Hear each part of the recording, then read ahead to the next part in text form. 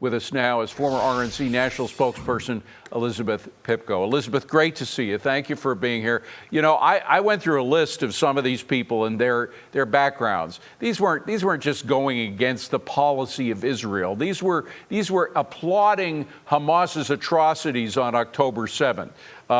Suggesting that the resistance, this is just one of them, it's still working for him, by the way. He posted, the name is Kazi, I don't know whether man or woman, posted, the resistance are justified when people are occupied.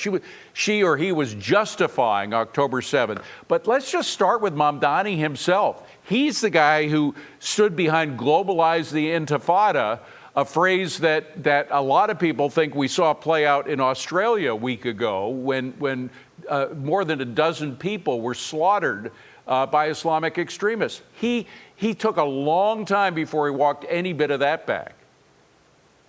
He did, and like you said, this is not a surprise considering the remarks that we've heard from him. I'm actually surprised at the way he chose to defend this. I think that most of us can agree that yes, we should distinguish between anti-Semitism and any kind of criticism of the Israeli government. We should also encourage criticism not only of the Israeli government, but of our own government. That's the kind of free speech that we stand for in America. But like you just referenced, these were not individuals that were criticizing Israeli government policies. These are individuals with ties to Louis Farrakhan. These are individuals who participated in the college encampments where they were, caught either distributing flyers or chanting death to America. These are individuals that celebrated the October 7th attacks, which was not only a barbaric day of terrorism, but Americans were slaughtered that day as well and then held hostage by those very terrorists. These are not individuals that suffer from anti-Zionism. They're not just anti-Semitism suffering individuals as well. They are actually anti-American sentiment suffering individuals. That's the real problem here. These three all go hand in hand. If they have a criticism of Israel, that has nothing to do with what they're doing here in their work in New York City. The problem is that they don't like America and stand against all of our values. Elizabeth, you stated so well. It seems like they don't like America. Some of the folks that have been flagged by this report from the Anti-Defamation League have ties to groups like Students for Justice in Palestine, another group called Within Our Lifetime. These are the groups that were behind many of the, I think you could say, demonstration, protests, occupations, some violence at our college campuses in the wake of October 7th and right here in New York City. I know that because as a reporter, I covered some of these events, and it was really troubling. We saw horrible chants being made by these groups. I saw American flags being burned at some of these protests and riots in the streets.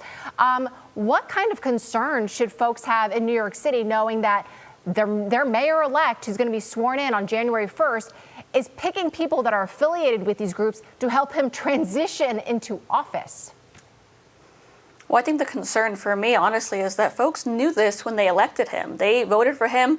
Like David mentioned, he was very proud to not disavow that statement, globalize the Intifada, which basically means kill Jews where you see them anywhere in the world. He has not made it a secret what he believes. He's not made it a secret what he believes, of course, about Jews, but also just about Americans, about what it takes to be a legal immigrant to this country, what it takes to stand for the American flag. He does not seem to share most of our values. So the concern should not really be with him. It should be with your fellow New Yorkers who actually put him in this position of power and believe that he aligns with them. Nobody in New York, nobody in America should want someone who happily employs folks that celebrate terrorism. This is not something that we should support in our country. It's not something we should support in New York City. And I can only imagine if you look into these encampments, like you said, if you see that American flag burning, which we all saw over the course of those protests, you should want to, go back and hide from this. You should want to stand up against this. You should not vote people in who support this and who have actually protested with those same people that burned those American flags proudly. And instead,